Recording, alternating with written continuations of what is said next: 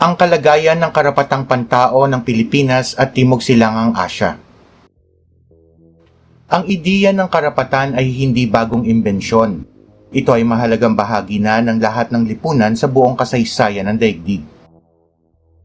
Simula pa noong ikalawang digmaang pandaigdig ay marami ng pagsisikap ang nagawa ng mga bansa upang mapagpasyahan kung anong karapatan ang kailangan ng tao at kung paano ito maisusulong at mapoprotektahan. Sa kasalukuyan, ang ASEAN ay isa sa mga samahang nagtataguyod nito sa paniniwalang ang pagtamo nito ay mahalaga sa pagpapaunlad ng rehiyon. Ang ASEAN at karapatang pantao sa Pilipinas at Timog Silangang Asya. Ang mga bansang kasapi ng ASEAN ay nagkakaisa sa interes at pagtuon sa pagsulong at proteksyon ng karapatang pantao at pangunahing kalayaan.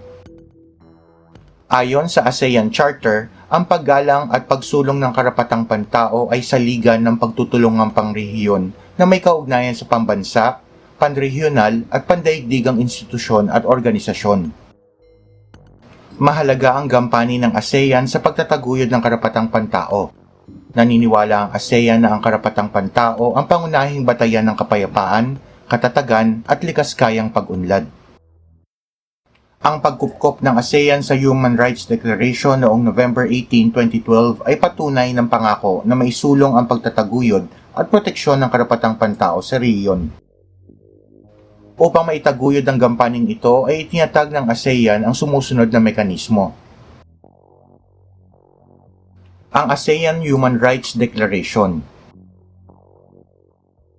Ang ASEAN Human Rights Declaration ay itinatag noong 2012. Ito ang nagsilbing isa sa mga mekanismo ng ASEAN sa pagtataguyod ng karapatang pantao sa rehiyon. Binabalangkas nito ang mga prinsipyo ng karapatang pantao sa Timog Silangang Asya. Ang AHRD ay hango sa Universal Declaration of Human Rights na nagdedeklara sa lahat ng mga karapatang pang-ekonomiya, panlipunan at pangkultura. Ang mga sumusunod ang pangunahing katangian ng AHRD. Saklaw ng AHRD ang malawak na hanay ng karapatang pantao. Saklaw nito ang mga karapatang may kinalaman sa sibil, politikal, economic, sosyal at kultural, kasama ang karapatan sa paglilinang. Isinasaalang-alang nito ang pananaw ng ASEAN sa karapatang pantao na sumasalamin sa pagkakaiba-iba ng mga kasaping bansa nito. Tinataguyod ng AHRD ang prinsipyong walang diskriminasyon at pagkakapantay-pantay sa harap ng batas nang hindi inaalintana ang lahi, kasarian, relihiyon, etnisidad at iba pang katangian. Hinihikayat nito ang pagwawaksi sa lahat ng uri ng diskriminasyon at nananawagan para sa pantay na proteksyon para sa lahat ng individual. Kinikilala rin ng AHRD ang kahalagahan ng pagkakaroon ng balance sa pagitan ng karapatan at pananagutan.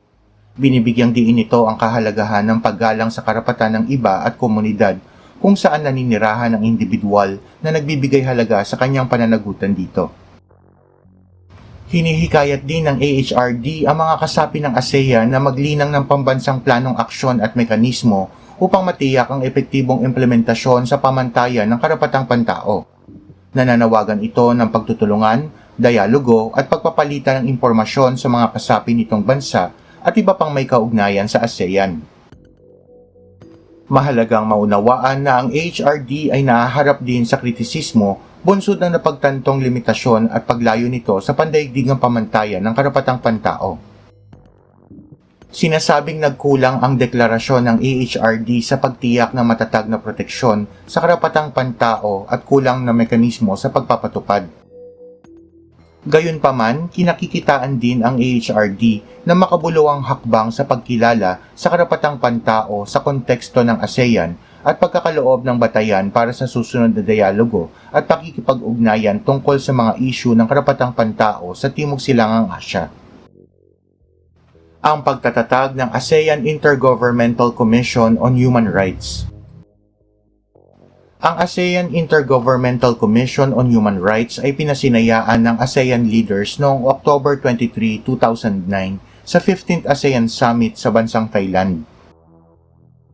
Sinasalamin ng pagtatatag ng AICHR ang paninindigan ng ASEAN na isulong ang mga estratehiya sa hinaharap upang palakasin ang pagtutulungang pangrehiyon sa pagpapatibay ng karapatang pantao. Ito ay idinisenyo upang maging isang mahalagang bahagi ng istruktura ng organisasyon ng ASEAN at isang pangkalahatang institusyon na may pangkalahatang responsibilidad sa pagtataguyod at pagprotekta ng karapatang pantao sa ASEAN. Higit sa lahat, ito ay itinatag upang mapagbuti ang kamalayan ng karapatang pantao sa pamamagitan ng edukasyon, pagsasaliksik at pagpapalaganap ng impormasyon. Layon din ng AICHR na panindigan ang pandaigdigang pamantayan ng karapatang pantao batay sa itinakda ng Universal Declaration of Human Rights ng Vienna Declaration and Program of Action at International Human Rights Instruments kung saan ang mga kasapi ng ASEAN ay kasali rin. Ang AICHR ay nagagabayan ng mga sumusunod na prinsipyo: paggalang sa kasarinlan, soberanya, pagkakapantay-pantay, paninindigan sa teritoryo at pambansang pagkakakilanlan ng mga kasaping bansa ng ASEAN. Hindi panghihimasok sa panloob ng mga gawain ng mga bansang kasapi sa ASEAN. Paggalang sa karapatan ng bawat bansang kasapi upang mapangasiwaan ng kasaping bansa ang kanilang pamahalaan ng walang sinumang nanghihimasok. Pagsunod sa alituntunin ng batas, mabuting pamamahala, prinsipyo ng demokrasya at saligang batas ng pamahalaan ng bansang kasapi. Paggalang sa pangunahing kalayaan, pagsulong at proteksyon ng karapatang pantao at pagtataguyod ng katarungang panlipunan. Pagtataguyod sa Charter ng United Nations at pandaigdigang batas, kasama ang pandaigdigang makataong batas na sinusunod ng mga kasapi ng ASEAN. Paggalang sa iba't ibang kultura, wika at relihiyon ng mga mamamayan ng ASEAN habang binibigyang diin ang karaniwang pagpapahalaga nito ng diwa ng pagkakaisa sa kabila ng pagkakaiba. Ang mga sumusunod ay ilan lamang sa mga isyong kinakaharap ng ASEAN kaugnay ng pagsusulong ng karapatang pantao. Kalayaan sa pagpapahayag at pamamahayag. Marami sa mga bansang kasapi ng ASEAN ang nahaharap sa alalahanin tungkol sa mga paghihigpit sa kalayaan sa pagpapahayag.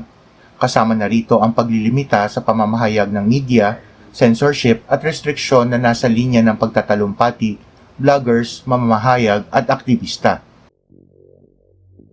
Maraming kaso ang lumalabas na ang mga ito ay sumasailalim sa pagliligalig, pagbabanta at pagkabilanggo bunsod ng kanilang kritikal na pananaw at pamamahayag.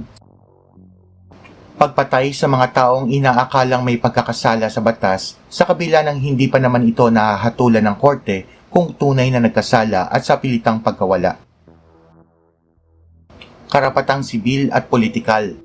May ilang bansa sa ASEAN na pinupuna sa paglilimita sa karapatang sibil at politikal, kasama ang restriksyon sa mapayapang pagpupulong, asosasyon at hindi pagsang-ayon at pagsalungat sa partisipasyong politikal na nauuwi sa pagpigil sa karapatang politikal at pagbabaliwala sa prosesong demokratiko.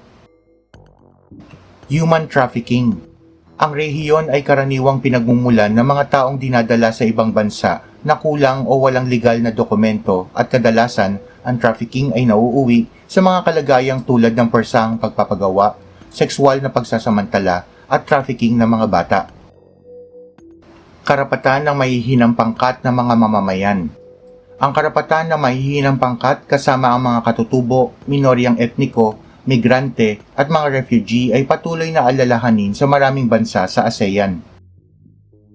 Ang diskriminasyon, kakulangan ng akses sa pangunahing serbisyo, isyong karapatan sa lupa at persang pagpapaalis ay karaniwang hamon sa mga pangkat na ito. Karapatan ng kababaihan at kabataan. Ang kakulangan ng proteksyon para sa kababaihan at kabataan, karahasan sa kasarian at diskriminasyon ay patuloy ring nagsisilbing isyong karapatang pantao sa ASEAN. Kasama sa mga isyong ito ang paghahanap buhay ng kabataan, kakulangan sa edukasyon at ang pangangalaga sa kalusugan para sa kabataan ay alalahanin din sa mga kasaping bansa ng rehiyon. Bagaman may mga bansa sa ASEAN na nakagagawa ng paraan upang mabawasan ang mga isyong may kinalaman sa karapatang pantao sa kanikinayang bansa, ay mayroon pa ring ibang nahihirapang harapin ang mga hamong ito. Ang kalagayan ng karapatang pantao ng Pilipinas at Timog Silangang Asya.